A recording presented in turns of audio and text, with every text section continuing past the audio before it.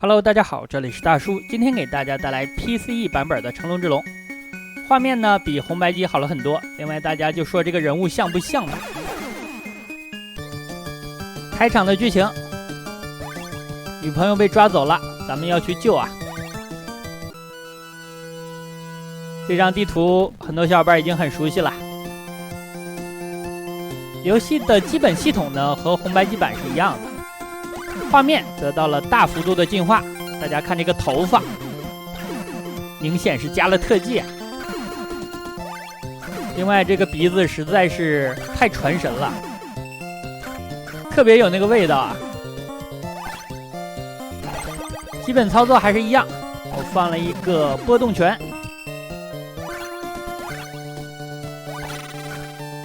吃到的这些招式啊，多了一招地面的旋风腿。这招还是个突进技，但是呢，打击范围太窄了，只能打地面。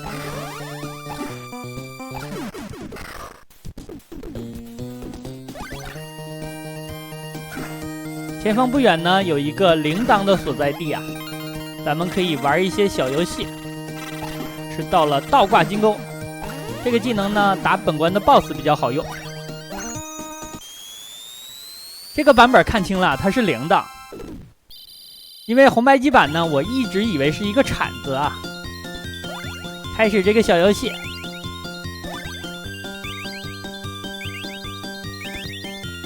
咱们就采这些水果，采到了呢，就算是吃到了。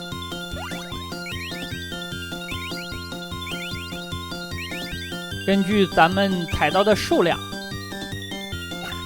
最后呢结算奖励。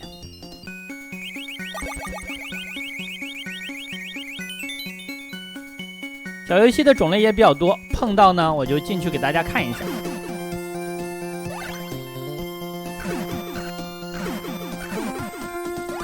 拳头的攻击判定非常的强，比咱们看到的贴图啊要广的很多。捡到了一个双边腿，这个双边腿呢是9发，但是啊本作的操作手感上和红白机版有一些区别。咱们在使用技能的时候，人物是无法向前移动的，除了那个旋风腿之外。我已经掉了2滴血了，好，吃到了1碗饭，这样血量加满。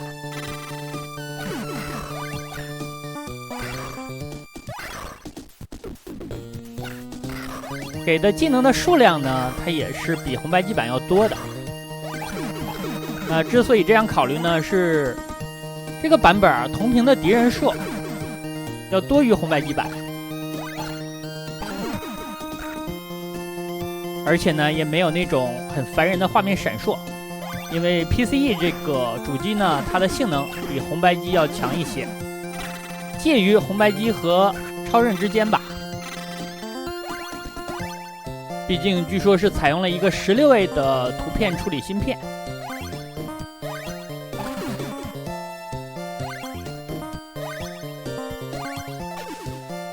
跟大家特别的说明一点，就是视频的声音，可能是我游戏的音轨没有设置好，所以说声音有一些发尖。这样的话呢，这款游戏的流程比较长，估计通关一次要40分钟以上啊，所以说我可能会分2期给大家录制。那今天呢比较仓促，下一期呢我好好调整一下这个音轨啊。其实音乐的基本味道呢还能够听出来，没太变啊。场景的设置和红白机版也基本一样，有些地方呢有略微的区别吧。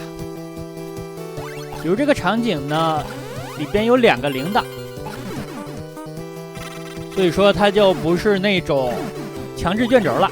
如果是强制卷轴呢，可能很多小伙伴啊找不到了，错过就错过了。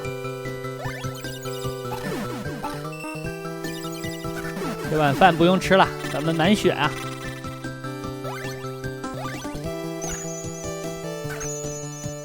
好，这儿又有一个铃铛。这个小游戏呢是打石头，我记得红白机版没有这个小游戏。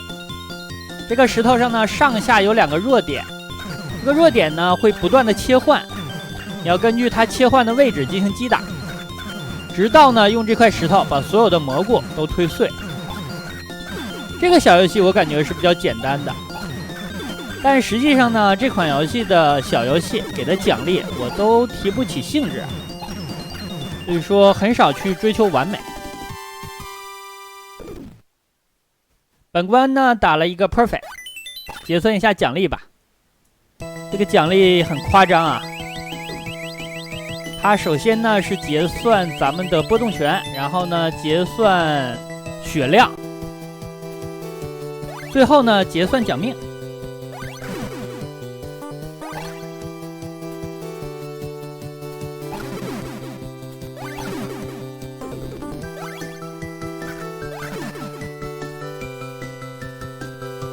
8个游戏点就可以奖一条命，所以说咱们这个生命数是不需要担心的，很多呀。游戏的难度呢比红白机版要高。好，这个场景呢我走了上路，因为呢这个场景它有2个铃铛，这是比较特殊的。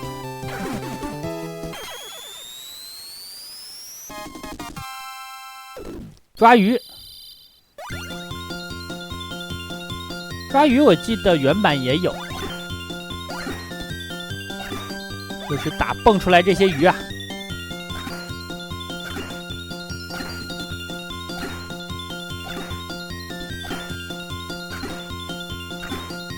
有些鱼呢它扔的比较远，我就够不到了。你像这个徒劳的伸出了手，但是没有撸到。结算血量，结算奖命，咱们10条命了，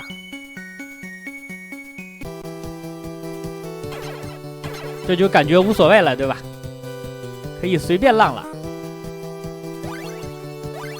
第一关的流程呢比较长，是因为我演示了3个小游戏啊，每个小游戏呢也需要消耗一定的时间。那后面如果碰到重复的这种铃铛，我就告诉大家位置，但是呢咱们就不进了。好，拿到了倒挂金钩，这个技能呢是用来打 BOSS 的。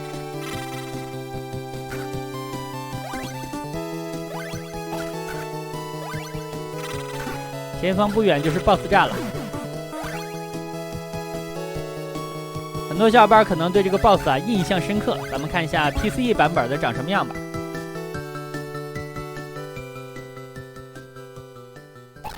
这个画面当年如果告诉我说是16A 的机器啊，我也会信的。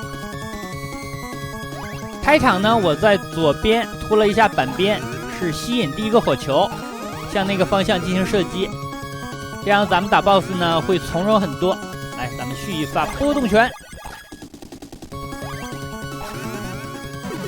BOSS 的弱点就是头，每次被击中之后啊，他会挤眉弄眼一会儿。这个时候呢，他是无敌的，不能打下一发。好的，咱们的第1关过关了。第2关是一个火山的地形，这关呢可能很多小伙伴印象深刻呀。大家注意，我人物走路的时候，这个头发呀也是短短的呀，它不是一成不变的贴图，感觉头发上的色泽还在变化。哎，挨咬了，给了碗饭。这里啊，如果不想挨咬，就一点一点的磨，把那些火鸟呢都打碎，然后再往前走。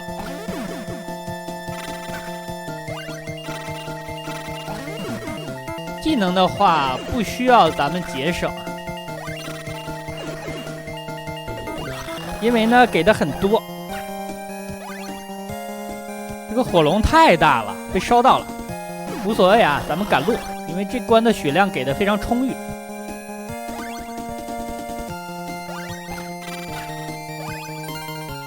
好的，一个单边腿。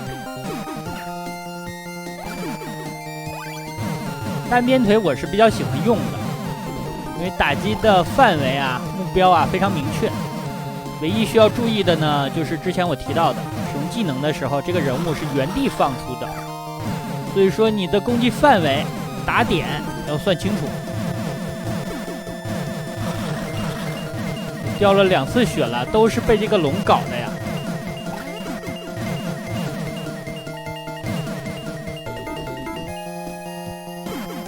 这里呢是一个强制向上的卷轴，和忍龙那关差不多呀。忍者龙剑传3也是第2关有这样一个场景，不同的呢是咱们脚下的这些岩石，你站久了它是会碎裂的，所以说咱们就感觉有一点烫脚了。站在石头上呢不停地蹦。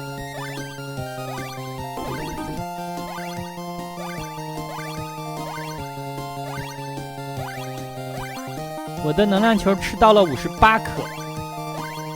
那因为本作呢敌人比较多，所以说他给的球也很多，导致呢咱们吃100次它才是一次补给的。所以说很多球我就不捡了，因为不值钱了。也就是说这个球啊它通货膨胀了，加速了。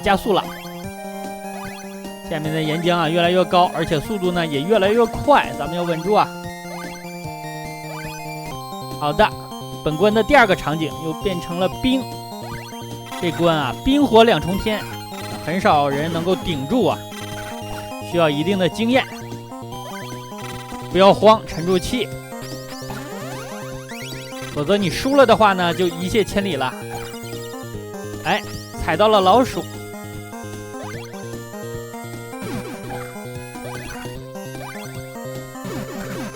人家咬得准啊，不如咱们接得准。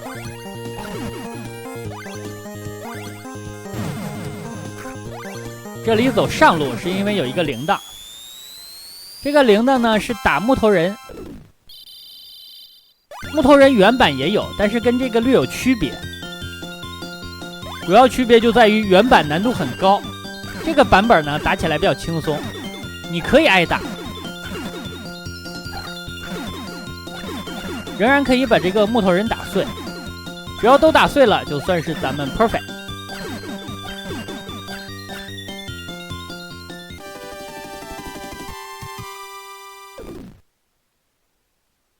真的是对这个奖励啊提不起兴趣。好在呢，它能够把血量补满，把波动拳也补满了，12条命了。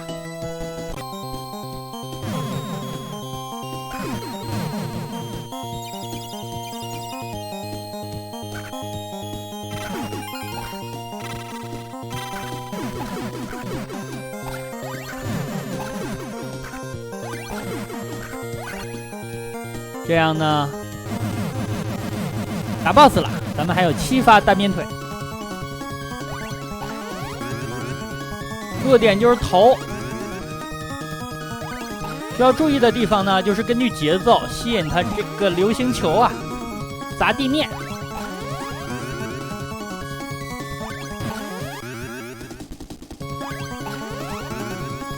好了，咱们续一发，让它把咱们绷起来，然后跳跃，一发波动拳带走。借力打力啊！第3关，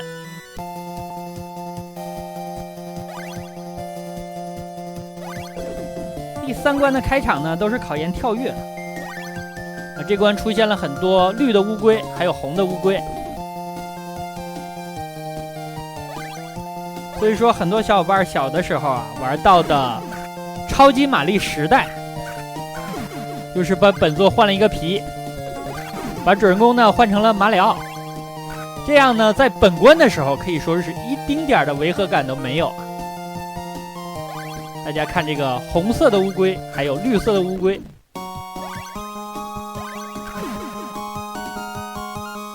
然后呢，马里奥可以不停的翻滚。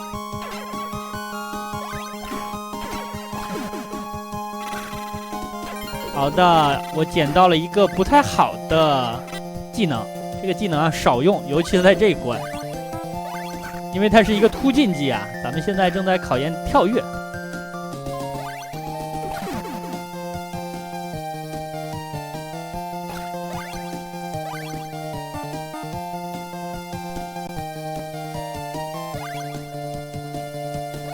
等一波，这里有点难度了。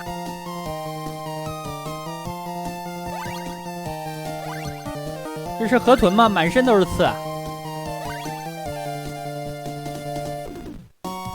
这里等一波，不要急，一会儿呢咱们走下去。好，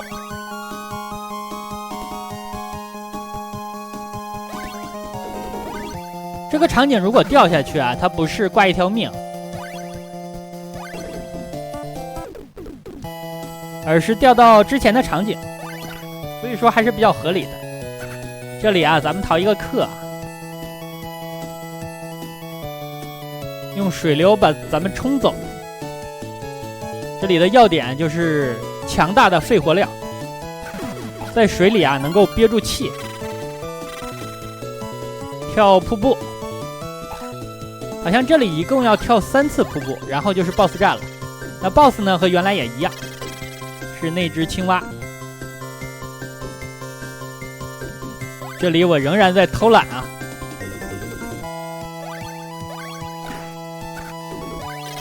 铃铛打出来了，但是我没有进啊，因为它的游戏方式呢和之前是重复的，这样咱们就不进了，节省一下时间。否则的话，这款游戏如果你慢慢悠悠的打，真的要打个8小时。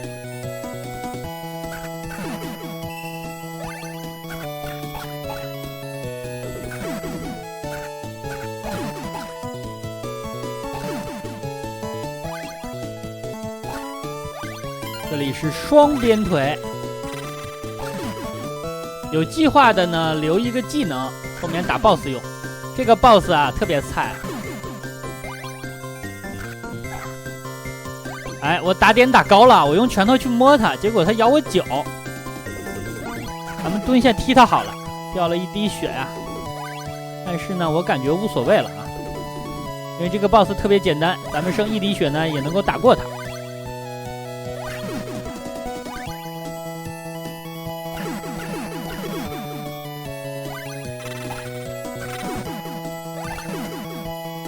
技能是满的，不用再捡新的了。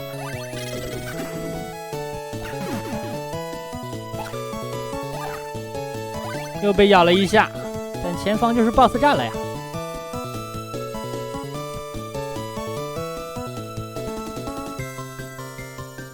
咱们大概需要8发才能把它干掉。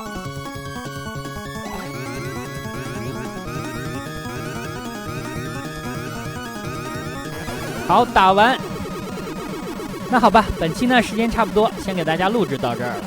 感谢大家收看，咱们下半期再见。